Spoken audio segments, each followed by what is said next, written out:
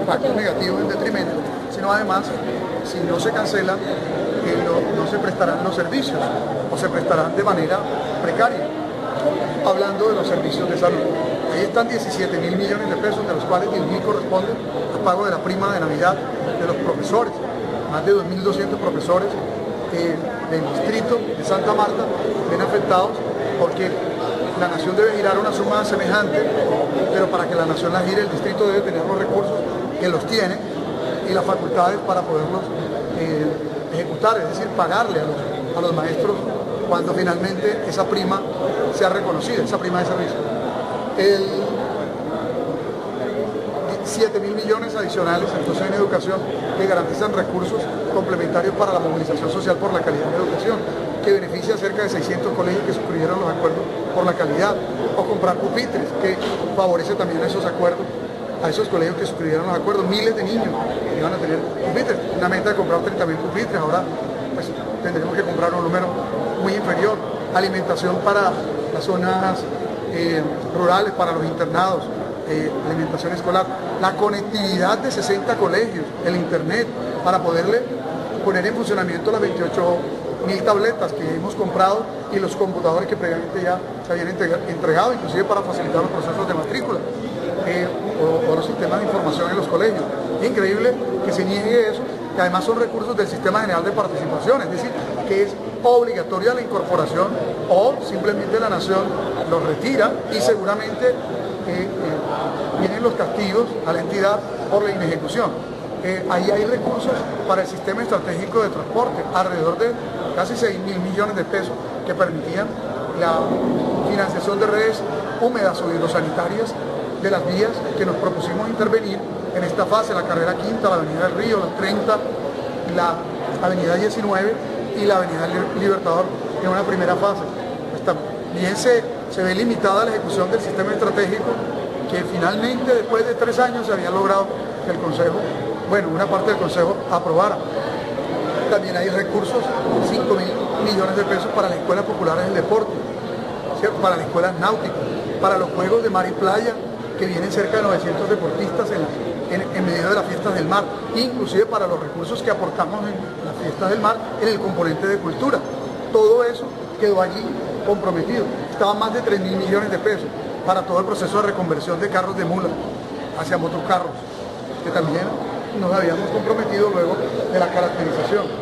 Allí hay recursos para pagar obligaciones y sentencias judiciales, que son ya condenas que tiene el distrito de gobiernos anteriores, pero que se tienen que empezar a pagar en un plan de saneamiento fiscal. Habían para eso 5.000 millones de pesos.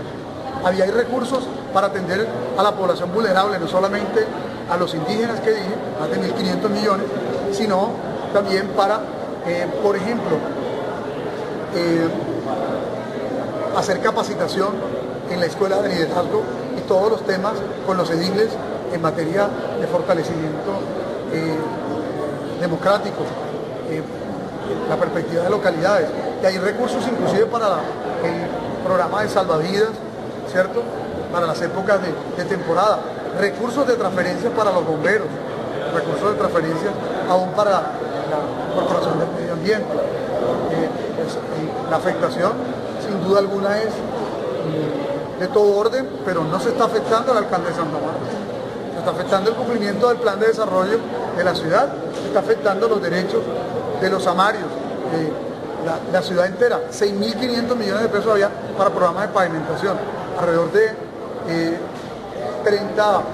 26 barrios, se ven afectados porque no se van a poder pavimentar. Allá hay 24.000 millones para hacer parques, del programa de 50 parques que nos propusimos hacer.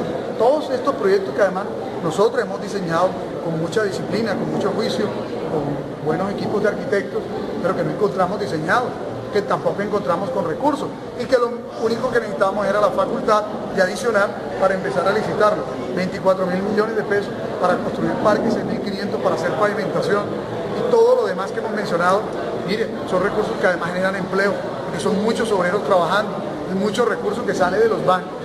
Todo está en cuentas del banco, todo está en la ciudad, pero en cuentas bancarias, que finalmente no genera ningún impacto social. Alcalde, los argumentos de ellos dos, uno es que esos recursos los recursos de las ediciones anteriores no se han ejecutado, y otro de los argumentos del concejal Jorge Noguera es que se está haciendo campaña política con eso. ¿Qué tiene que decir al respecto? Es un exabrupto que evidencia el desconocimiento y la ignorancia supina en materia de presupuestación, en materia de técnica presupuestal y en materia de finanzas públicas. El Consejo tiene dos funciones principalísimas: la del control político, que se hace a los secretarios o al alcalde en términos de su gestión en el cumplimiento del plan de desarrollo y de las diversas iniciativas que el gobernante de turno adelanta. Y en segundo lugar, es un órgano que coadministra o cogobierna y da facultades para que precisamente se adopte el plan de desarrollo, o se adopte el presupuesto, o se hagan las modificaciones que sean menester en el presupuesto en el curso de la vigencia. Estos recursos corresponden a transferencias recibidas posteriormente a la aprobación del presupuesto, o a recursos generados por el distrito en términos de su buen desempeño fiscal posterior a la aprobación del presupuesto, que se hace más o menos hacia el mes de noviembre. Corresponde también a excedentes del balance que tú concilias cuando vas a las cuentas bancarias y tienes todos los reportes, termina la vigencia, empieza la otra, y eso se hace enero, febrero y se concluye en marzo.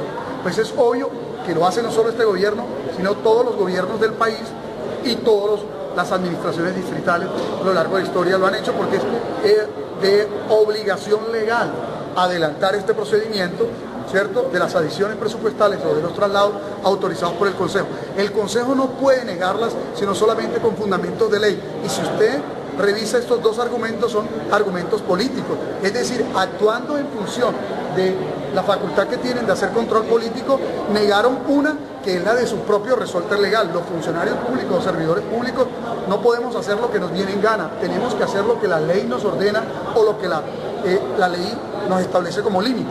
Y en este caso hay una orden legal para el alcalde, y es: usted tiene que elaborar un presupuesto y luego tiene que elaborar un presupuesto de adiciones o de traslados, si fuera el caso, y tiene que llevarlo al Consejo. Usted no lo puede ejecutar sin la autorización del Consejo, porque comete una serie de irregularidades, inclusive de delitos.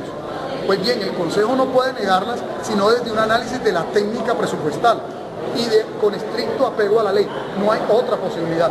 Decir, por ejemplo, un señor que llega de concejal, el reemplazo de otro, con un absoluto desconocimiento seguramente de las funciones que le son propias, que no la aprueba porque no se han ejecutado algunos proyectos, eso no le corresponde a él valorarlo tratándose de este punto, sino de un debate político que quiera adelantar. Y que si estos recursos sirven para hacer campaña, caramba, si todos los gobiernos precisamente ejecutan los recursos para cumplir las promesas de campaña que hicieron, y que nos obliga la misma ley, diciéndole que cuando usted se inscribe de candidato, presenta un plan de gobierno, y luego ese plan de gobierno lo consigne en un plan de desarrollo. Si a él le parece que cumplir con los proyectos del plan de desarrollo que está conteniendo el plan de gobierno es campaña política, pues es una demostración también del desconocimiento de cómo funciona el Estado. Porque obviamente este gobierno lo que está ejecutando son cada uno de los proyectos que ni siquiera son del libre albedrío del alcalde establecerlo, sino producto de estudios y de concertación, por ejemplo, en el caso de pavimentación o de parques, con la comunidad. La comunidad es la que reclama. El daño que se le está haciendo es directamente a la comunidad, no al alcalde distrital. Pero también hay unas implicaciones de orden legal para quienes actuaron así, porque no corresponde venir a señalar, ni por él ni por ninguna otra concejal o concejala, como he escuchado, simplemente algunos que están en campaña política, ellos sí, ¿no?, que no vamos a aprobar estos recursos, seguramente con miedo que el gobierno, que ellos han cuestionado, que ellos han saboteado, que ellos no eligieron y que tampoco han tenido participación en este gobierno, haga las obras, cumpla con sus promesas y desvirtúe los argumentos pendencieros de que no había las obras, de que no se están ejecutando el plan de desarrollo, y la comunidad, entonces, como dicen por ahí los textos bíblicos, se alegre del buen gobierno, por la justicia con la que se ha actuado. ¿Me entiende? Cumpliendo obviamente lo que nosotros nos comprometimos a hacer. ¿Cómo se entiende que ellos aprueben un plan de desarrollo y luego no aprueben su financiación? Pues ahí está una contradicción que debe ser examinada a la luz de las normas, bien fiscales, disciplinarias, penales, no sé, cualquiera sean estas, bien por las acciones que el distrito o cualquier particular que sienta su derecho vulnerado puede interponer. porque lo cierto es que se están conculcando el cumplimiento de derechos fundamentales que tienen especial protección en la Constitución Política y en la Ley de la República. Les pongo un ejemplo, el tema de parques. Aunque no hay un derecho fundamental en la construcción de parques, la recreación y el deporte son derechos colectivos, pero sí están especialmente amparados cuando esos parques se construyen para la niñez y para la primera infancia y para la juventud, que tienen una ley especial, que tiene especial protección y especial vigilancia, por ejemplo, de órganos de control. O por ejemplo las víctimas, la ley de víctimas tiene una especial protección para las víctimas y allá hay recursos para cumplir obligaciones con la ley de víctimas. Los indígenas tienen una especial protección en la Constitución y en la ley y en la propia jurisprudencia. Ahí hay recursos para cumplir. La salud es un derecho fundamental porque garantiza el derecho principal que protege la Constitución, que es el derecho a la vida. Ahí están garantizados los recursos para la prestación del servicio de salud, para todos los programas de salud pública, programas de vacunación, los programas de fumigación, del control de vectores, los programas inclusive para vacunación de animales, ¿sí? También están allí y prevenir algún tipo de enfermedades de cualquier orden en materia de salud pública. Allí están recursos inclusive para las drogas de las personas que tienen tratamientos especiales y que de pronto si no se la suministra la EPS porque el distrito no está pagando, puede morir. ¿Y sobre quién va la responsabilidad? Sin duda no va sobre este servidor público que ha presentado en tiempos y con fundamento en derecho estas adiciones. Estos son recursos además que corresponden a una buena gestión tributaria, una buena gestión fiscal de la administración. Y cuando no se ejecutan los proyectos es precisamente porque los diseños que no encontramos elaborados por la anterior administración, de las que muchos de ellos hicieron parte, ¿cierto? Pues los hemos tenido que elaborar con mucha responsabilidad. Y no es solamente elaborar un diseño, es verificar que el predio donde vamos a construir sea propiedad del distrito, resolver estos asuntos en términos legales y tener las provisiones de recursos para poder adelantar la licitación. De manera que ninguno de los argumentos esbozados tienen lugar en esta discusión que es de naturaleza presupuestal, de naturaleza legal. Esos argumentos son políticos de personas que están ya en campaña, políticos de personas que quieren bloquear al gobierno, que viene haciendo una labor de entrega a los objetivos y al cumplimiento de las promesas del plan de gobierno, las promesas de campaña y del plan de desarrollo, y que estamos honrando esos compromisos, trabajando, digámosle, de la mano de la comunidad. Estas aseveraciones no solamente pues evidencian o el desconocimiento o pretender deliberadamente ignorar cómo funcionan las normas y confundir la comunidad, pero lo cierto es que sí generan unas responsabilidades para quienes lo negaron.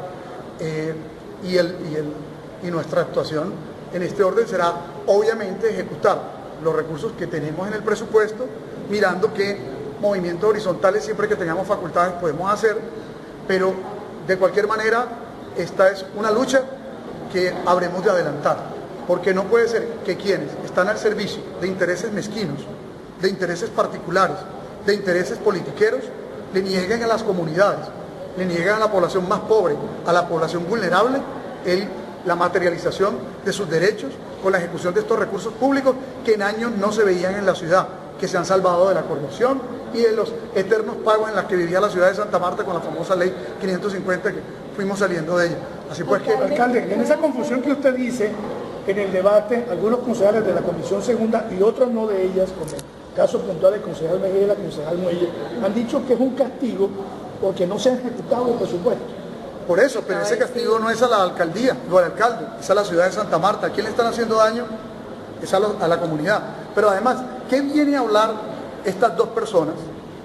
Ninguna autoridad tienen ellos para hablar, porque han pertenecido a los gobiernos que dejaron esta ciudad en la más absoluta quiebra, han pertenecido a grupos políticos que tienen unas vergüenzas y unos INRIs encima, que podemos dar un debate público sobre sus actuaciones en la historia de la ciudad, porque ellos tienen una historia en la ciudad y nosotros tenemos la nuestra, en la actuación en la Universidad del Magdalena, en el proceso de transformación y en la persecución de que fuimos objeto por ellos, por sus grupos políticos, para tratar de sacarnos del escenario público.